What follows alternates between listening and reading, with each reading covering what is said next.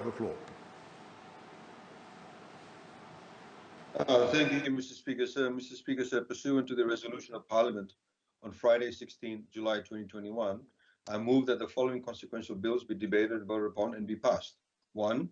Customs Budget Amendment Bill 2021. 2. Customs Tariff Budget Amendment Bill 2021. 3. Value-Added Tax Budget Amendment Bill 2021. 4. Environment and Climate Adaptation Levy Budget Amendment Bill 2021. 5. Gambling Turnover Tax Budget Amendment Bill 2021. 6. Fiji National Provident Fund Budget Amendment Bill 2021. 7. Employment Regulations Budget Amendment Bill 2021. Employment Relations Budget Amendment Bill 2021. 8. Tertiary Scholarship and Loans Budget Amendment Bill 2021. 9. State Lands Budget Amendment Bill 2021. 10. Ethiopia Land Trust Budget Amendment Bill 2021. 11. Biosecurity Budget Amendment Bill 2021. 12. Fruit Export and Marketing Budget Amendment Bill 2021. 13. Medicinal Products Budget Amendment Bill 2021. 14. International Finance Organizations Budget Amendment Bill 2021. 15. Tax Administration Budget Amendment Bill 2021. And 16. Income Tax Budget Amendment Bill 2021. Thank you, sir. Mr. Speaker, sir, I beg to stand the motion. I now call upon the Honourable Attorney General and Minister for Economy, Civil Service and Communications to speak on his motion. You have the floor. Thank you, Mr. Speaker, sir. Mr. Speaker, sir, as part of the 2021-2022 budget, the government has introduced a number of fiscal reforms and policies. These reforms have been outlined as part of the budget address or otherwise set out in the budget estimates, supplements, or information packs, or are in general alignment with government's objective of improving efficiency within the system, ensuring that there's ease of doing business. And these, of course, have all been released through various policy announcements and in conformity with the budget announcement itself. As a result of the 2021-2022 budget reforms, the following 16 consequential bills are required, which I've just read out, and of course there are more which we'll discuss later on. In respect of the first bill, Mr. Speaker, sir, the Customs Budget Amendment Bill 2021 seeks to amend the Customs Act 1986 to address policy changes in the 2021-2022 budget. Mr. Speaker, sir, although there are quite a number of amendments in the bill, these changes are largely administrative and service-driven, and will have the overall effect of improving the services of the Fiji Revenue and Customs Services, its regulatory powers, and the timelines with which FRCS delivers its service. Overall, the bill paves the way for the following policy changes. 1. Introduces the licensing of freight forwarders to properly regulate them alongside customs, shipping, and airline agents. Allows ships to provide advance notification of arrival not less than 48 hours. Allows for the relodgement of claims for refund within 30 days of being notified of the decision. Introduces provisions for the service of documents by electronic means. Reduces the period of notice for notice of claim from 3 months to 14 days. Reduces the period for procedure after notice of claim from 2 months to 14 days. Introduces a penalty of $500 on persons that make payment of duty on checks that are dishonored. Makes directors personally liable for duty for companies that are in financial difficulties in line with the Tax Administration Act 2009. And it introduces an offence provision for importers that do not maintain proper records as required under Section 114A of the Customs Act. Mr. Speaker, sir, in the interest of time, I only focus on two key changes in the bill. Firstly, the bill paves the way for the regulation of freight forwarders by FRCS and introduces the definition of terms freight forwarder. Freight forwarders generally manage shipments and ensure that goods are delivered according to the instructions of the client.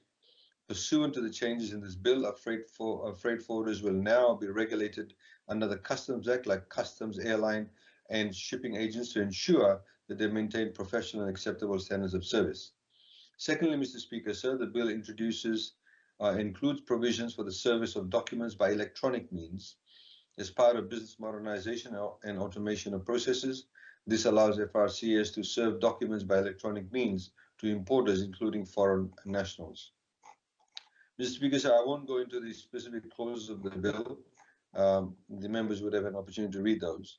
The next amendment, Mr. Speaker, sir, is Bill number 9, which is the Customs Tariff Budget Amendment Bill 2021. The Customs Tariff Budget Amendment Bill 2021, Mr. Speaker, sir, seeks to amend the Customs Tariff Act 1986 to address the following policy changes in the 2021-2022 budget: reduction of fiscal duty on green tea from 5% to free, reduction of fiscal duty on fruit juices that is not manufactured locally or that has no added sugar from 32% to 15%, reduction of fiscal duty on Vegemite and the like from 32% to 5%, reduction of fiscal duty on lead acid batteries from 32% to 15% as a means of assisting public service vehicle operators such as buses and taxis, and even individual domestic users for cars. Reduction of fiscal duty on audiovisual equipment such as television cameras, digital cameras, video camera recorders, pocket-sized radio cassette players, and radio receivers from 5% to free. Reduction of fiscal duty on spare parts for electrical equipment from 5% to free. Increasing the fiscal and excise duty on non-woven bags from 5% to 32% and free to 10%, respectively, to provide protection for domestic suppliers. Extend concession code 124 to include cement, timber, wood, reinforcing bars, veneer plywood, nails, and/or other locally manufactured goods which may not be available locally at a reduced rate of duty of 5% fiscal and free import excise. Given the current shortage of cement locally, these items can now be imported into Fiji at a concession rate of 5% for a period of 6 months from 1 August 2021 till 31 January 2022. Increase the fiscal duty under head 6305 from 5% to 32% to protect domestic suppliers of sacks and bags that fall under that heading.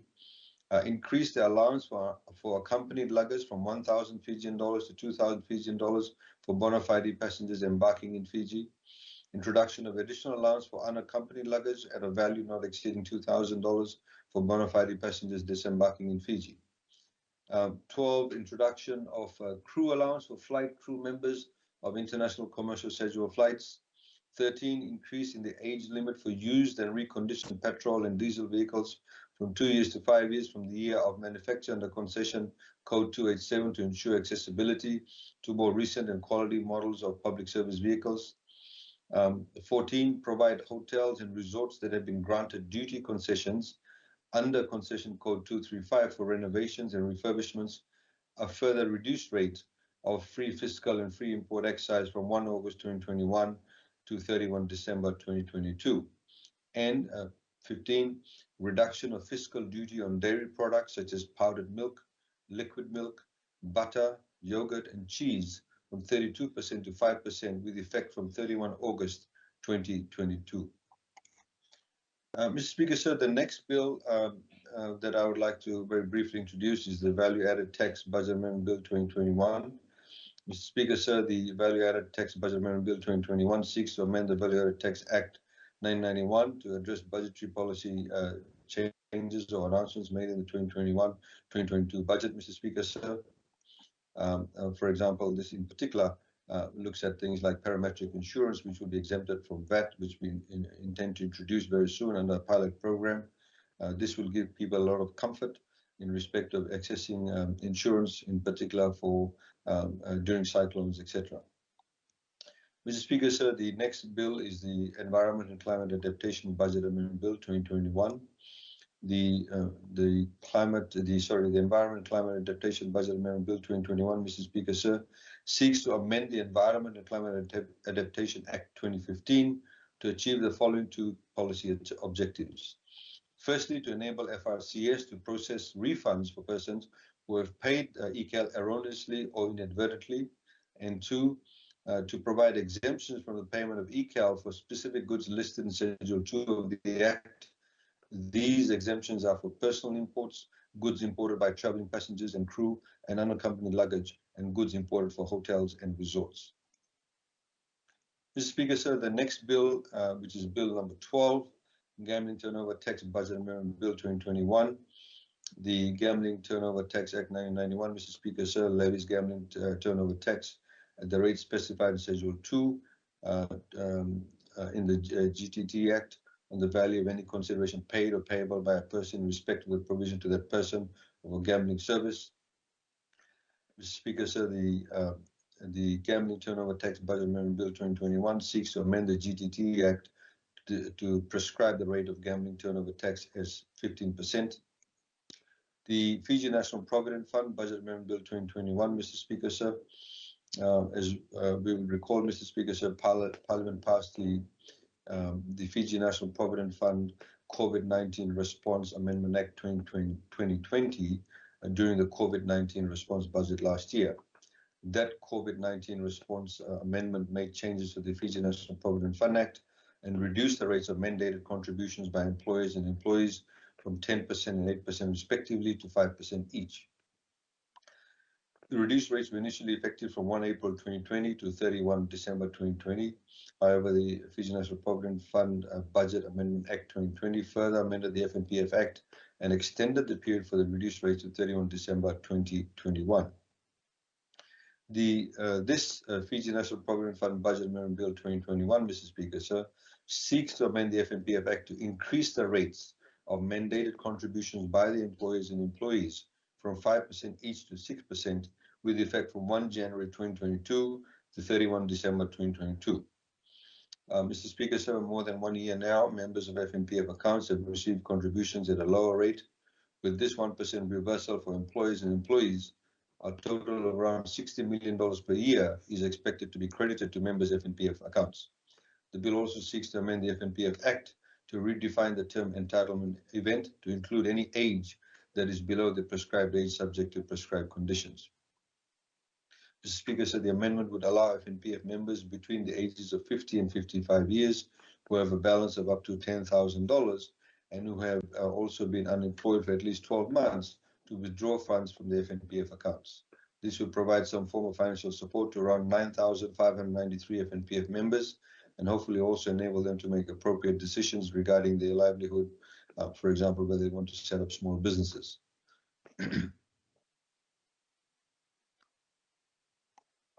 Mr. Speaker, sir, the Employment Relations Budget Amendment Bill 2021, which is Bill number 14. In 2020, Mr. Speaker, sir, Parliament enacted amendments to the Employment Relations Act 2007 to reduce the entitlements for family care leave and paternity leave, paternity leave from 5 days to 2 days during the COVID-19 period. These were measures taken to help businesses and employers cope with the COVID-19 pandemic. However, given the current outbreak and the continued effect of COVID-19, it has become prudent to reduce these entitlements while increasing employee and employer contributions from 5% to 6% to the National Provident Fund. In fact, all employers said that they didn't want it to increase to 6%, but this essentially we've increased it to 6%. However, we've reduced the family care leave and the paternity leave by 1 day. This, of course, Mr. Speaker, sir, has met with satisfaction from the employers too, because at this point in time, the issue was cash flow, and the fact that we will have these reduced by 1 day gives some level of comfort and solace to the employers, and will not see any reductions in employment, but hopefully also see increase in employment numbers. Mr. Speaker, sir, the next bill, Bill 15 of 2021, Tertiary Scholarship and Loans Budget Amendment Bill. Mr. Speaker, sir, the Tertiary Scholarship and Loans Budget Amendment Bill 2021 seeks to amend the Tertiary Scholarship and Loans Act 2014. Under the Act, the Tertiary Scholarship and Loans Board functions include the processing of applications made for schemes under the Act and assessment of continuing scholarship holders. The Act also provides the board with such powers necessary for the performance of its functions under the Act. Section 14 of the Act establishes the Secretariat, which comprises the CEO and other staff as the board deems necessary, but does not provide for the specific functions of the Secretariat in relation to the board in the Act. The bill therefore seeks to amend the Act to allow the board to delegate its functions and powers of the board to the Secretariat, to enable the Secretariat to assist the board in the administration of the provision of the Act. The bill also makes adjustments to the eligible institutions and available scholarship and tertiary education loan schemes under the Act. Furthermore, given the broad range of functions of the board under the Act, The bill also seeks to amend the Act to reflect a service approach by the board. The bill therefore changes all references from the Tertiary Scholarship and Loans Board to the Tertiary Scholarships and Loans Service. Mr. Speaker, sir, the next bill, Bill number 16, the State Lands Budget Amendment Bill 2021, is essentially a replica of the next bill, which is Bill number 17. Mr. Speaker, sir, the State Lands Act in 1945 provides for the administration of state land in Fiji. Section 13 of the State Lands Act states that it is unlawful for a lessee under protected lease to alienate or deal with the land comprising the protected lease, whether by sale, transfer, or sublease, or in any other manner without the written consent of the Director of Lands. The written consent of the Director of Lands is also required for any mortgage, charge, or pledge on the protected lease, or for any protected lease to be dealt with by any court of law or under the process of any court of law, or for the Registrar of Titles to register any caveat affecting the protected lease. Mr. Speaker, sir, to obtain the written consent of the Director of Lands takes any time between days to months, and on certain occasions even more than a year. There's a huge backlog of applications which have not been dealt with to date, and we receive frequent complaints from members of the public on these delays at the Department of Lands, which is simply unacceptable. The State Lands Budget Amendment Bill 2021, Mr. Speaker, sir, seeks to amend the State Lands Act to remove the requirement of obtaining the written consent of the Director of Lands for any mortgage, charge, pledge, or caveat on a protected lease, or what we call a registered lease, for any such lease to be dealt with by any court of law or under the process of any court of law. This will ensure faster service delivery to lessees, and third parties will no longer need to obtain the consent of the Director of Lands for certain applications, and they can directly register instruments with the Registrar of Titles or lodge proceedings in court. Consent, however, Mr. Speaker, sir, as with the next bill, is still required for dealings such as sale, transfer, subleasing, assignment, subletting, building, rezoning, and so forth.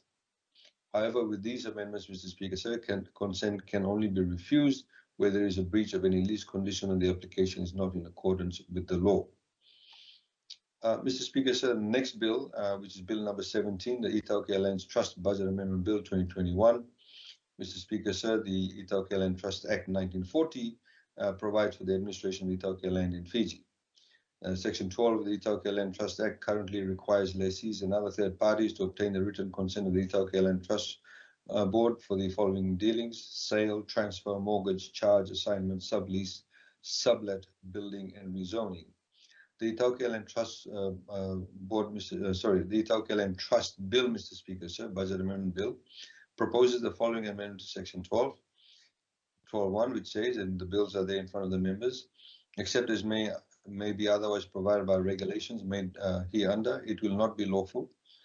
It shall not be lawful for any lessee under this Itaukei Land Trust Act to alienate or deal with the land comprising his or her lease or any part thereof, whether by sale, transfer, or sublease, or in any manner whatsoever, without the consent of the board as lessor or head lessor first had and obtained. The granting or withholding of consent shall be in the absolute discretion of the board, and any sale, transfer, sublease, or other unlawful alienation of dealing effected without such consent shall be null and void, providing that nothing in this section shall make it unlawful for the lessee or residential or commercial is granted before 29 September 1948 to mortgage such lease. Notwithstanding anything contained in subsection 1, consent of the board is not required for any mortgage, charge, pledge, caveat, or any such lease to be dealt with by any court of law or under the process of any court of law. For the purpose of this section, lease includes a sublease and sublessee. A sublease and lessee includes a sublessee. For the purpose of this section, any such consent shall only be refused where there is a breach of any lease condition or where such application to deal with the land is not in accordance with the law. Mr. Speaker, sir, in summary, the bill proposes that the consent of TLTB is no longer required for any mortgage, charge, pledge, caveat, or for any court proceedings.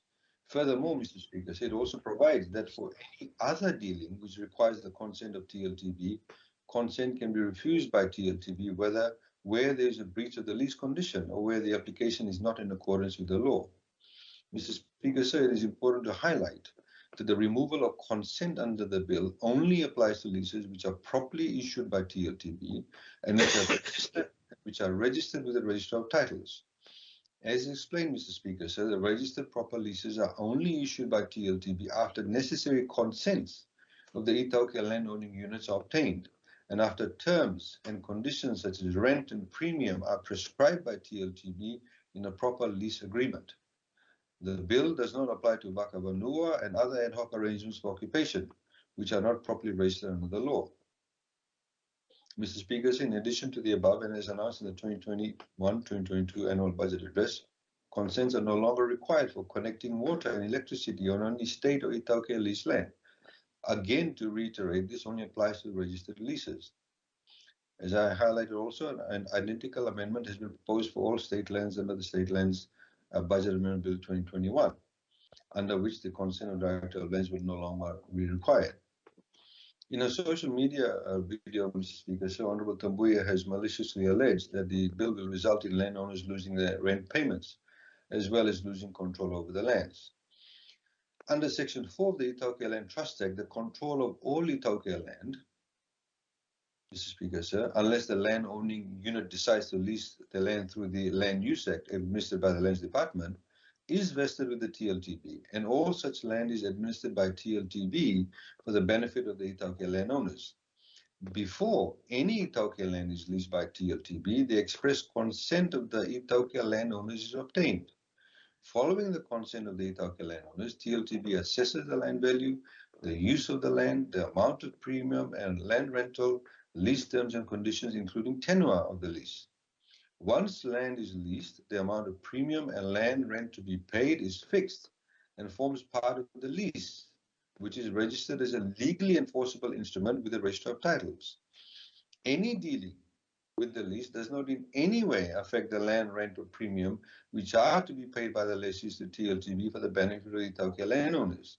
And in fact, there is a review provision built into these leases also. Therefore, a mortgage over lease does not affect the land rent or the premium or any other term and condition of the lease. A mortgage also does not prevent a reassessment of rent to be carried out over all Ethiopia leases pursuant to the terms and conditions of the lease and the Ethiopia Land Trust Leases and Licenses Regulation 1984. A lessee is still bound by the terms and conditions of a lease, whether or not he or she has mortgaged that lease and whether the mortgagee has changed. So basically, if you have a piece of land, Ethiopia lease land, which you get a proper lease, which TLTB has essentially got the consent of the landowners, given a lease and say you have a 99-year lease, for example, for residential lease, you then go and, for example, want to build something, you have to get permission under the current provision. If you want to connect water, you have to go back and get permission. If you want electricity, go back and get a consent from TLTB. And TLTB in any of these processes does not go back to the landowner and say, hey, by the way, this land that you agreed to lease, for which you're getting rentals, they want to put electricity. Do you agree to that? They don't do that. TLTB is the only one that deals with it. And so today, if, for example, I want to build a home on that land, I've got BSP as my financier.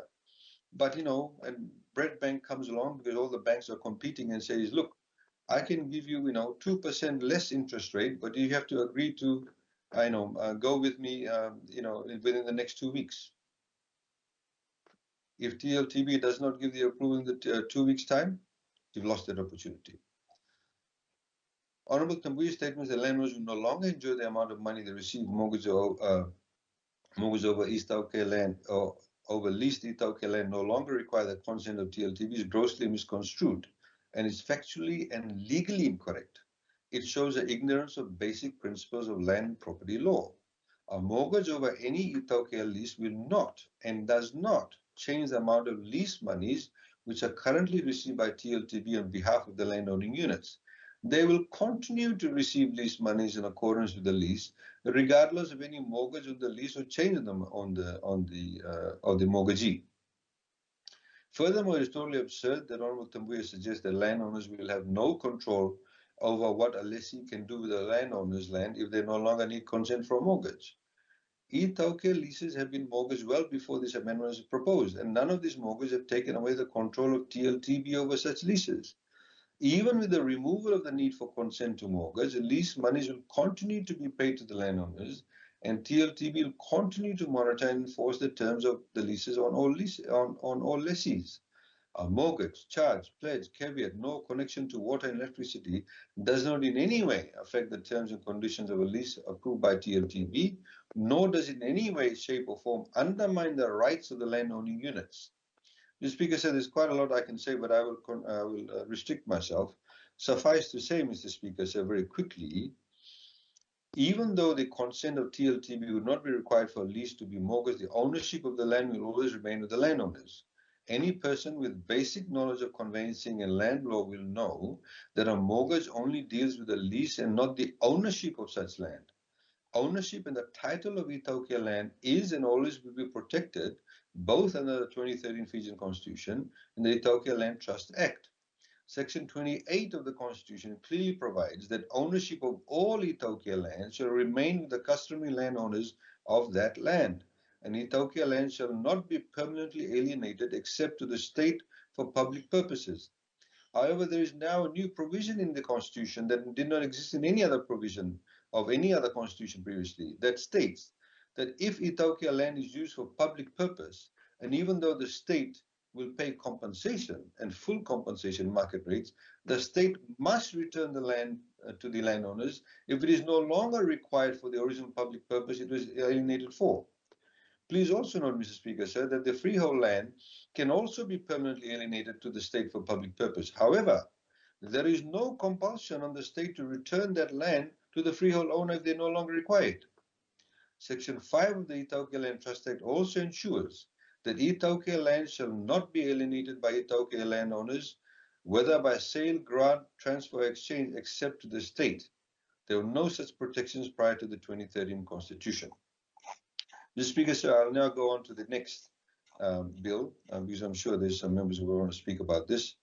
Mr. Speaker, sir, the next bill is the Biosecurity Budget Amendment Bill 2021. Which seeks to amend the Biosecurity Act 2008, to provide that the minister responsible for the act may exempt fees and charges in consultation with the Biosecurity Authority of Fiji, provide for the appointment of vessel or aircraft clearance agents to clear vessels or aircrafts under the act, and enable efficient and effective service delivery by BAF pursuant to the act. Mr. Speaker, sir, the next bill is the Fruit Export and Marketing Budget Amendment Bill 2021. Mr. Speaker, sir, the Fruit Export and Marketing Budget Amendment Bill 2021 seeks to amend the Fruit Export and Marketing Act 1906 to allow the CEO of BAF to issue an exporter's license. Section 7 of the Act provides that the Permanent Secretary responsible for agriculture may issue a fruit exporter's license to a person who has made an application in writing accompanied by the prescribed fee. The exporter's license is not issued by the Permanent Secretary unless the exporter's premises have been approved by BAF in accordance with Section 88 of the Biosecurity Act 2008. Given that BAF facilitates the inspection and approval of the exporter's premises, the bill therefore seeks to amend the Act to allow the CEO of BAF to issue an exporter's license. So we're removing the red tape that's existing currently. Bill number 20, Mr. Speaker, sir, the Medicinal Products Budget Amendment Bill 2021. Mr. Speaker, sir, before Parliament today is the Medicinal Products Budget Amendment Bill 2021. This bill, Mr. Speaker, sir, seeks to amend the Medicinal Products Act 2011 to allow the Minister to appoint any officer or class of officers, person or class of persons nominated by the CEO and employed by the FRCS to be an authorized officer. The bill also seeks to amend Section 41 of the Act by deleting authorized and substituting appoint to align with the heading of the section. Mr. Speaker, sir, the next bill, number 21, the International Finance Organization Budget Amendment Bill 2021. The International Finance Organization's Budget Amendment Bill 2021, Mr. Speaker, sir, seeks to amend Section 4, subsection 1 of the International Finance Organization Act 1971 to clarify that payments or transfers made to international financial organizations such as IMF, International Monetary Fund, International Bank for Reconstruction and Development, or IBRD, International Development Association, or IDA, Asian Development Bank, or ADB, and Asian Infrastructure Investment Bank, AIIB, include payments of subscription for additional shares. expressly stating within the Act itself that payments or transfers made to these international financial organizations include payments of subscription for additional shares will help streamline the subscription process, particularly in terms of providing evidence that Fiji's legislation expressly authorizes payments of subscription for additional shares. Mr. Speaker, sir, the next bill is Bill number 22, which is the Tax Administration Budget Amendment Bill. Mr. Speaker, sir, the Tax Administration Budget Amendment Bill 2021 seeks to amend the Tax Administration Act 2009 to introduce certain policy changes introduced in the 2021-2022 budget, Mr. Speaker, sir. Mr. Speaker, sir, for example, Clause 3 amends Section 33(1) of the Tax Administration Act so that payment of a refund of overpaid tax to a taxpayer under tax law is first applied against any tax or duty owing by the taxpayer under any tax, customs, or excise law. Clause 3 of the bill also amends Section 33 to clarify that refunds of any non-resident withholding tax on fees for professional services will be made to non-residents who have paid the non-resident withholding tax, contrary to an international tax treaty to which Fiji is a party. This will be facilitated in accordance with the mutual procedure agreement under the tax treaty. Mr. Speaker, sir, the next bill is the Income Tax Budget Amendment Bill, which is the last bill, Bill number 23. Mr. Speaker, sir, the Income Tax Budget Amendment Bill 2021 seeks to amend the Income Tax Act 2015 to introduce certain policy changes introduced in the 2021-2022 budget. 1. Debt forgiveness period extended to 31 December 2022. 2. A rate of export income deduction from 2023 and 2024 is 60%, except for the agriculture and fisheries industries where the rate of export income deduction is 90%, which is essentially to boost up our primary industries. Natural disaster reserve account. Companies that have deposited an amount in an account with a financial institution prior to 1 July 2021 can withdraw the amount to sustain the business activity of the company that is affected by COVID-19 pandemic, provided that the amount withdrawn does not exceed the amount in the account as at 30th June 2021. The net reserve fund for pandemics, the deduction allowed for tax year would be 150% of the amount deposited by a company, and Section 88 of the Income Tax Act to cover resident partnerships.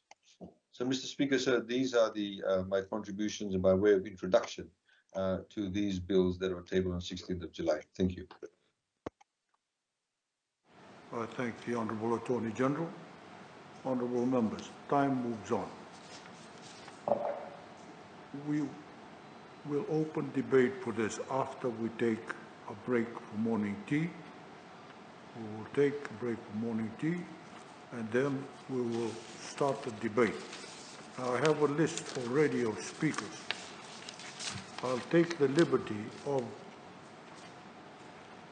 inserting one here, one virtual, one here and one virtual, instead of having everybody here and then everybody virtual. I've taken the liberty to do that. I hope I have your cooperation. Honourable members, we will adjourn for morning tea for half an hour, and when we resume, we'll open the debate, and the Leader of the Opposition, you have the floor. Then we adjourn.